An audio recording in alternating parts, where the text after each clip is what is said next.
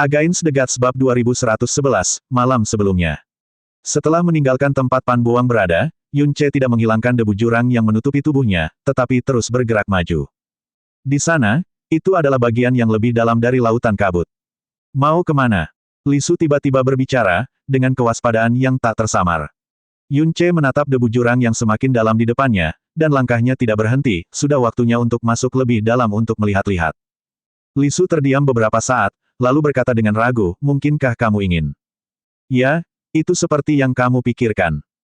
Yun Ce mengangkat tangannya, dengan senyum di wajahnya, dan sikapnya tenang seolah-olah dia sedang menceritakan masalah sepele, sudah waktunya untuk mencoba mengendalikan binatang buas jurang di alam batas ilahi.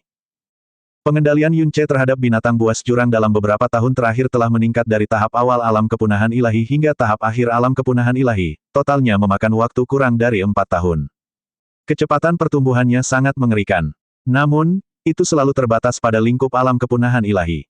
Sedangkan untuk leluhur Dewa Kilin, itu sepenuhnya merupakan kecelakaan yang berasal dari kehendak Kilin yang tidak padam. Kamu sengaja menekan levelmu. Dalam kondisimu saat ini, terlalu berbahaya untuk menghadapi binatang jurang alam batas ilahi manapun. Li Su berusaha mencegahnya, meskipun usahanya untuk membujuk Yun Ce tidak pernah berhasil. Itu tidak berbahaya.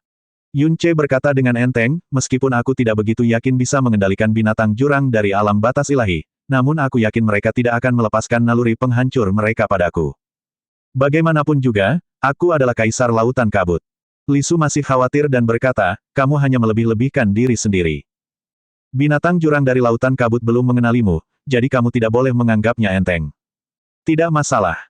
Yun Ce seperti ditusuk oleh kata-kata Li Su, dan sorot matanya menjadi sedikit lebih gelap, dewa pencipta kehidupan yang kecil berani mempertanyakan kekuatan Kaisar ini.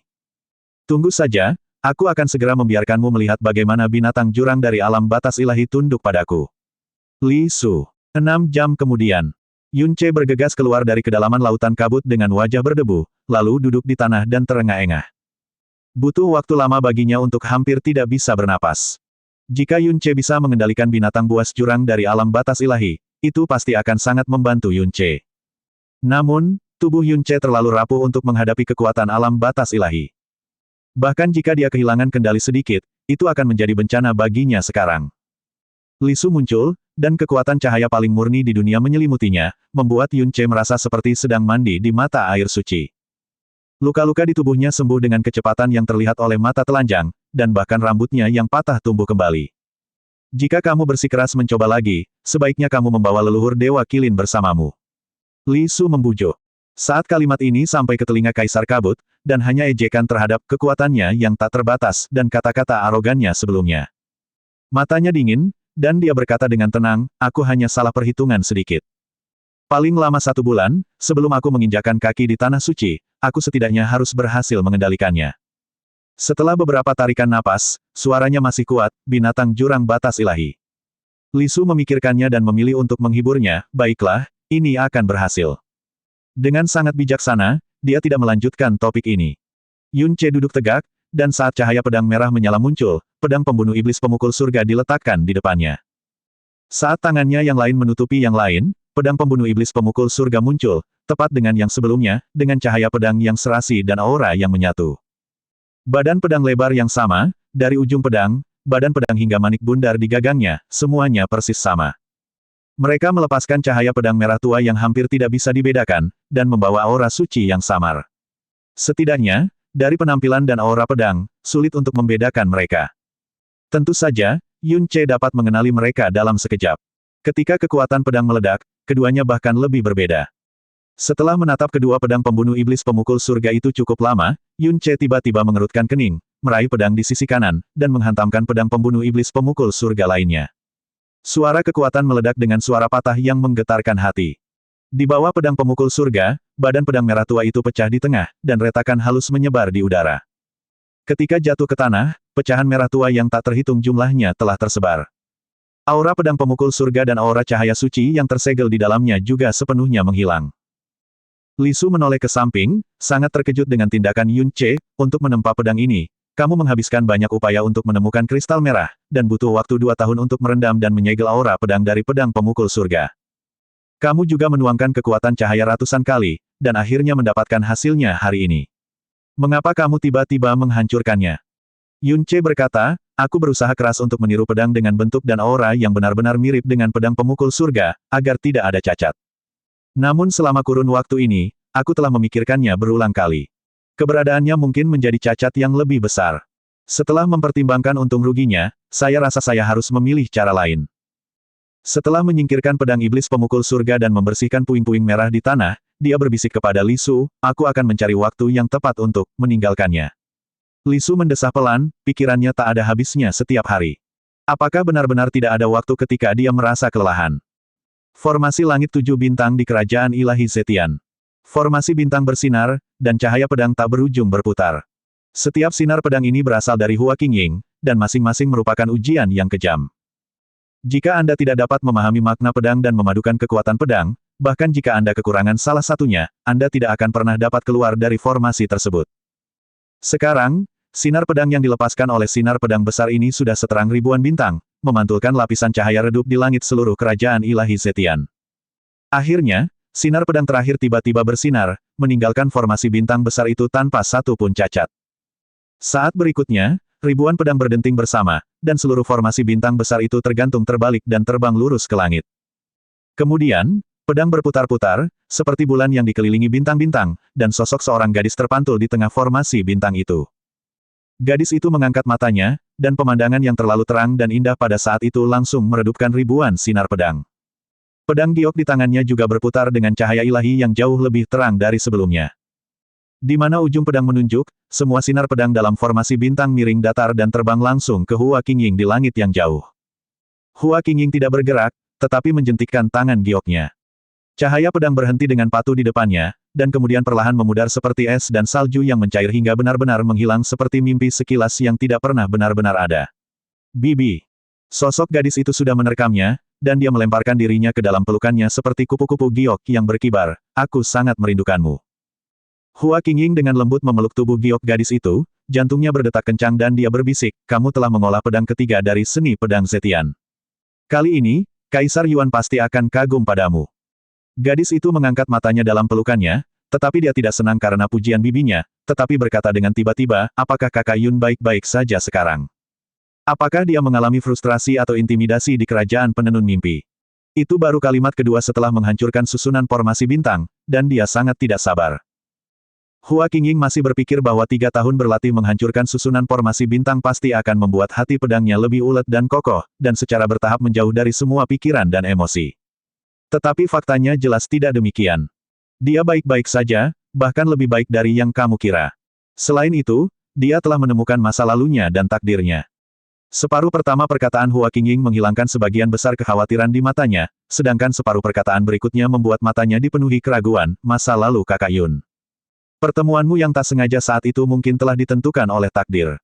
Hua Qingying berkata, setelah Yun Ce tiba di kerajaan penenun mimpi, dia menemukan bahwa identitas aslinya adalah putra dewa penenun mimpi, Meng Jianyuan yang menghilang tahun itu. Hua Caili jelas tertegun dan tidak dapat sadar untuk beberapa saat. Meskipun ini mungkin terdengar aneh pada awalnya, hal ini telah dikonfirmasi oleh dewa tanpa mimpi sendiri, jadi ini sudah pasti. Hua Qingying berkata dengan tenang, lagi pula, ketika dia diuji ketuhanannya, dia menunjukkan ketuhanan yang sempurna seperti milikmu, yang mengejutkan 6 kerajaan dewa. Selama 3 tahun kamu berkonsentrasi pada formasi, namanya telah bergema di seluruh dunia, dan semua orang mengetahuinya. Di kerajaan dewa penenun mimpi, dia tidak hanya tidak akan diganggu, tetapi dia juga dapat menindas siapapun yang dia inginkan. Jadi, kamu dapat mengesampingkan semua kekhawatiranmu. Uraian Hua Qingying singkat dan langsung, tetapi Hua Caili butuh waktu lama untuk bereaksi. Dia sedikit linglung dan berkata, dengan kata lain, kakak Yun. Dia sekarang anak dewa penenun mimpi. Hua Qingying menghela napas dan berkata, kamu tahu dia tidak memiliki ingatan sebelum berusia 10 tahun, jadi dia tidak dapat mengingat bahwa dia adalah Meng Jianyuan, dan dia terlalu menghargai gurunya. Bahkan di hadapan dewa tanpa mimpi, dia tidak menyerah dan berkata bahwa dia tidak akan pernah melepaskan nama Yun Ce sebelum ingatannya pulih. Dan pada saat yang sama, dia tidak ingin menjadi anak dewa penenun mimpi. Perkataan Hua Qingying sama sekali tidak mengejutkan Hua Caili.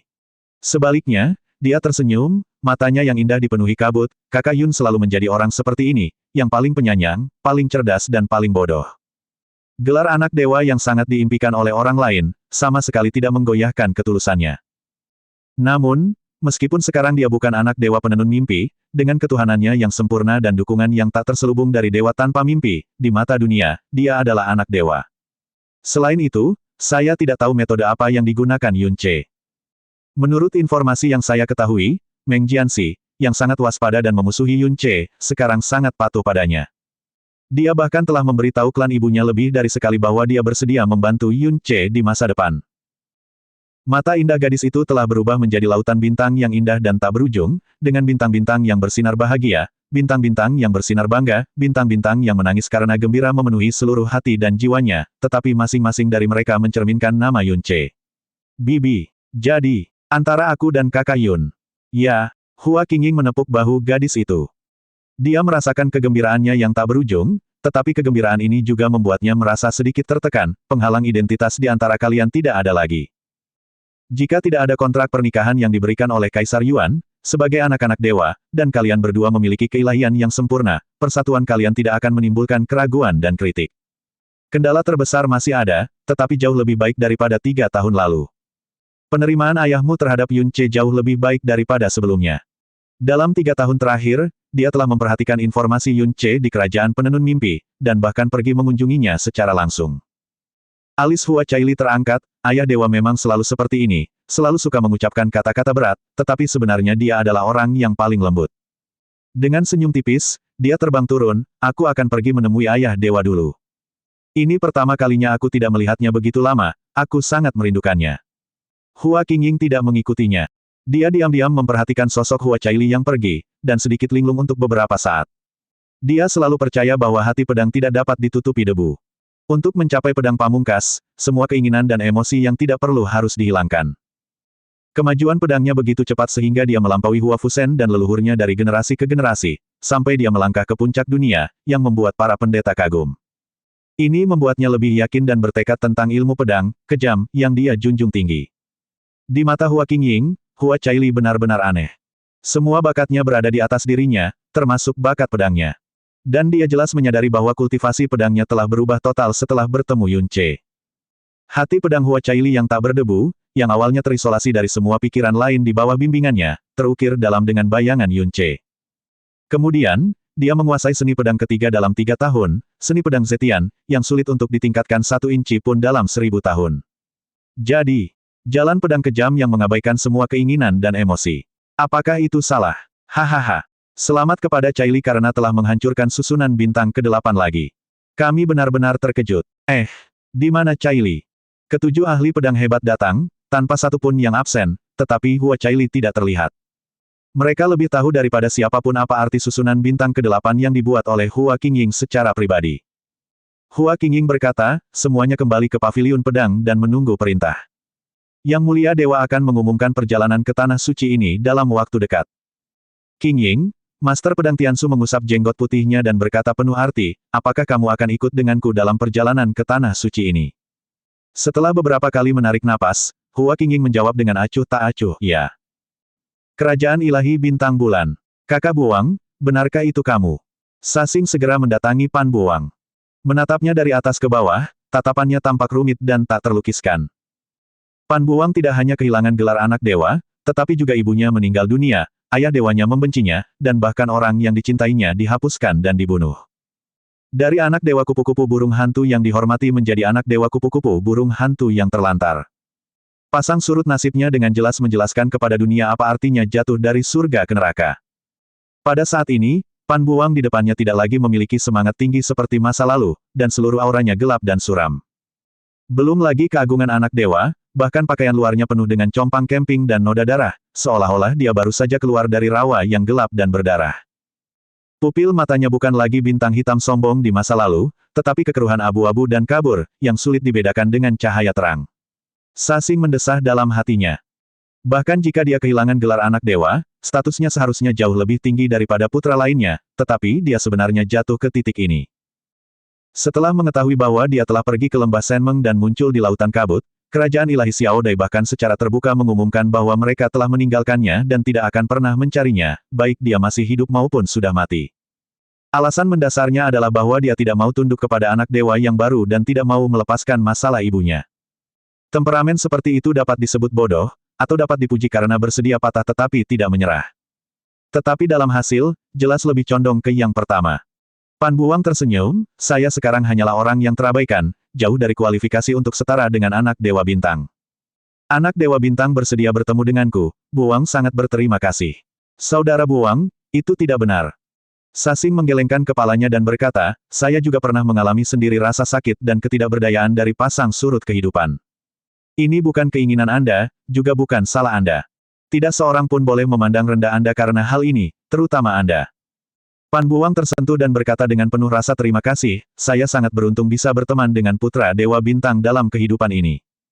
Setelah mengalami korosi debu jurang, kondisi pikiran Sasing jelas berubah secara halus. Dia berkata langsung, Saudara Buwang, Anda pasti memiliki sesuatu yang penting untuk datang ke sini kali ini, katakan saja terus terang.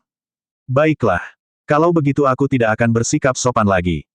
Pan Buwang berkata, saya berharap dapat pergi ke Tanah Suci bersama Kerajaan Ilahi Bintang Bulan untuk bertemu Kaisar Yuan. Sasing terkejut, lalu mengerutkan kening dan menggelengkan kepalanya, maaf, saya tidak dapat membantu Anda dalam masalah ini. Saudara Buwang, saya yakin Anda harus tahu bahwa makna perjalanan ke Tanah Suci ini jauh lebih besar daripada perjalanan sebelumnya. Dan audiensi setiap kerajaan ilahi hanya dapat mencapai 100 orang paling banyak. Demi memperebutkan posisi 100 orang saja, Istana Bintang dan Bulan yang besar telah menyelenggarakan beberapa kompetisi berskala besar. Jika kamu dibawa, itu akan menjadi tidak adil bagi para pengikut Bintang Bulan yang memperebutkannya, dan kerajaan ilahi kupu-kupu burung hantu juga akan memandang sinis masalah ini. Jika kamu membuat masalah yang tidak terduga dan menyebabkan keretakan antara kedua kerajaan. Bahkan jika itu hanya keretakan kecil, itu adalah dosa. Semua perkataan Sasing beralasan. Pan Buwang mengangguk perlahan, tanpa ada kekecewaan di wajahnya, seolah-olah dia tidak pernah berharap sejak awal. Anak Dewa Sasing benar. Aku terlalu dangkal untuk berpikir dan membuat permintaan yang tidak masuk akal seperti itu. Saya benar-benar minta maaf karena tidak dapat membantu Anda. Sasing meminta maaf lagi, jika Saudara Buwang bersikeras memasuki Tanah Suci, Anda dapat menemukan cara lain. Atau, dia melirik Pan Buwang dan berkata, maaf, pikiranmu tampaknya tidak sekuat itu. Pan Buwang menertawakan dirinya sendiri, anak Dewa Bintang memiliki mata yang tajam. Sekarang setelah semuanya menjadi seperti ini, aku tidak punya apa-apa untuk disembunyikan. Perjalanan ke Tanah Suci ini bukanlah keinginanku, tetapi untuk mematuhi keinginan Kaisar Kabut. Sasing tertegun sejenak, lalu berkata dengan nada yang sama sekali tidak perlu dipertanyakan lagi, kamu bilang. Kaisar Kabut, ya. Pan Buwang berkata terus terang, 3 tahun yang lalu, saya putus asa dan berpikir untuk menyerahkan hati saya dan bersembunyi dari dunia, dan tidur di lembah mimpi. Namun, kerajaan penenun mimpi mungkin telah mempertimbangkan identitas saya. Setelah saya tertidur, mereka tidak memasukkan saya ke dalam mimpi, tetapi mengirim saya menggunakan sebuah bahtera. Ketika saya bangun, saya sudah berada di Lautan Kabut. Dia berkata dengan penuh emosi, anak Dewa Bintang, sejujurnya, aku bisa menyingkirkan hatiku dan hidup kembali di dunia, semua berkat Kaisar Kabut. Aku telah bersembunyi di Lautan Kabut selama 3 tahun terakhir untuk membalas kebaikan Kaisar Kabut. Untuk benar-benar menyingkirkan jurang di hatiku, aku harus menghadapinya secara langsung. Aku ingin pergi ke Tanah Suci kali ini karena apa yang dikatakan Kaisar Kabut. Dia mundur selangkah, aku tidak akan mengganggu anak Dewa Bintang lagi, dan aku akan mengucapkan selamat tinggal. Ketika dia berbalik, dia tiba-tiba mendengar suara Sasing yang jelas sedikit lebih dingin, tunggu. Pan Buwang menghentikan langkah yang sebenarnya belum ia lakukan. Wajah Sasing merosot, kamu pasti tahu pertentangan antara Kaisar Kabut dan Tanah Suci, tetapi kamu menyebut Kaisar Kabut dengan begitu sembrono di hadapanku. Sepertinya kamu tahu bahwa aku telah menerima kebaikan dari Kaisar Kabut. Ekspresi Pan Buwang samar-samar, dan dia tidak mengatakan, iya, atau tidak, dan diam sudah menjadi jawaban. Apakah kamu mengancamku? Suara Sasing tiba-tiba menjadi dingin. Tidak, Pan Buwang tersenyum, mungkin akan merepotkan bagimu untuk mengungkapkan bahwa kamu telah menerima kebaikan dari Kaisar Kabut, tetapi itu tidak akan menguntungkanku. Aku membantumu untuk membalas kebaikan Kaisar Kabut. Saya percaya bahwa sebangga apapun dirimu, kata, berhutang, akan selalu menjadi duri dalam hatimu, apalagi kebaikan yang begitu besar. Wajah Sasing dingin, dan dia tidak berbicara untuk waktu yang lama. Ekspresi Pan Buwang tidak berubah, dan suaranya masih samar, tentu saja, keputusan masalah ini ada di tangan anak Dewa Bintang. Meskipun aku bukan lagi anak Dewa Kupu-Kupu Burung Hantu, aku masih tidak dapat melakukan apapun untuk menyakiti teman lamaku, jadi anak Dewa Bintang dapat merasa tenang. Sasing menatap lurus ke arah Pan Buwang, dan tiba-tiba berkata, kamu telah berubah. Pan Buwang membalas dengan tatapan yang sama, semua orang akan berubah. Jika kamu tidak berubah, itu hanya karena kamu tidak perlu berubah. Bibir Sasing bergetar, lalu dia tertawa, tiba-tiba aku ingin tahu, kamu adalah orang yang telah ditelantarkan tanpa ruang untuk belas kasihan, apa yang ingin kamu lakukan di Tanah Suci? Apakah kamu ingin menangis kepada Kaisar Yuan tentang pengalamanmu yang tidak adil? Atau mencoba membuktikan kesalahan ayahmu di Tanah Suci? Atau hanya untuk membuat ayahmu tidak bahagia? Pan Buwang, jadi, aku berjanji akan membawamu ke Tanah Suci. Sasing berkata perlahan. Sebagai salah satu anak Dewa Bintang dan Bulan, dia tentu memiliki kualifikasi, kamu mengatakan sesuatu yang sangat benar. Yang paling kubenci adalah berutang budi kepada orang lain. Tetapi, tidak perlu mengingatkanku. Pan Buwang telah berkata sebelumnya, kami belum pernah melihat Kaisar Kabut, apalagi berhubungan dengannya. Dia mengangkat matanya dan melihat ke arah Tanah Suci. Darah hitam di tubuhnya bergolak liar, tetapi tidak ada napas hitam yang keluar. Di kedalaman lautan kabut, Yun Ce perlahan berdiri. Ketika dia membuka matanya, cahaya yang menakutkan bersinar di matanya. Dia telah berada dalam kondisi meditasi selama beberapa hari terakhir, bukan untuk mencapai terobosan, tetapi untuk tujuan yang berlawanan. Dia menekan levelnya yang gelisah dan hancur lagi, dan kali ini dia menekannya dengan sangat kejam. Jika itu orang lain, menekannya sejauh ini mungkin akan merusak vena mendalamnya secara serius. Sekarang, Li Su terlalu malas untuk bertanya kepadanya mengapa dia begitu bertekad untuk menekan wilayahnya. Dalam 3 tahun di Kerajaan Ilahi Penenun Mimpi, Yun Ce tumbuh dari tingkat ketiga alam Master Ilahi ke tingkat keempat alam Master Ilahi dengan hanya satu peningkatan level kecil dengan ketuhanan yang sempurna dan akumulasi sumber daya teratas di Kerajaan Ilahi Penenun Mimpi. Meng Jianyuan. Kemajuan ini, di mata dunia, dianggap sebagai anak dewa, tetapi jauh lebih rendah daripada keilahian sempurna Dewi Zetian Hua Caili. Namun, itu masih dalam kisaran yang wajar. Namun, hanya Li Su yang tahu bahwa dia adalah Yun Ce, orang luar yang tidak dapat dinilai dengan akal sehat. Akhirnya, aku akan bertemu orang itu. Bisik Yun Ce dalam hati. Li Su berkata, Nisuan pernah secara khusus mengingatkanmu untuk tidak terlalu cepat mendekatinya. Jika tidak, dia akan dengan mudah mengenali warisan dewa jahat di dalam dirimu. Saya tidak lupa. Yun Ce menanggapi, lalu mengatakan sesuatu yang aneh, dia adalah eksistensi terkuat di dunia. Jika dia ingin menghancurkanku sekarang, mungkin dia hanya perlu menjentikkan jarinya. Tapi, di satu sisi, dia mungkin orang yang paling mudah diajak berurusan. Li Su tidak bisa mengerti. Pertemuan dengannya akan menentukan kapan saya akan meledakkan badai di abis. Yun Ce menghela napas pelan, saya harap semuanya berjalan baik. Saya berharap bahwa segala sesuatu tentang Kaisar Yuan tidak akan terlalu jauh dari dugaan dan harapan saya sendiri. Terutama, kepribadiannya dan obsesinya. Saya berharap bahwa kerajaan ilahi malam abadi, yang tidak bisa dihubungi dan tidak memiliki kesempatan untuk menanam benih, akan selalu menjadi air mati seperti yang dikabarkan tanpa gelombang apapun. Saya berharap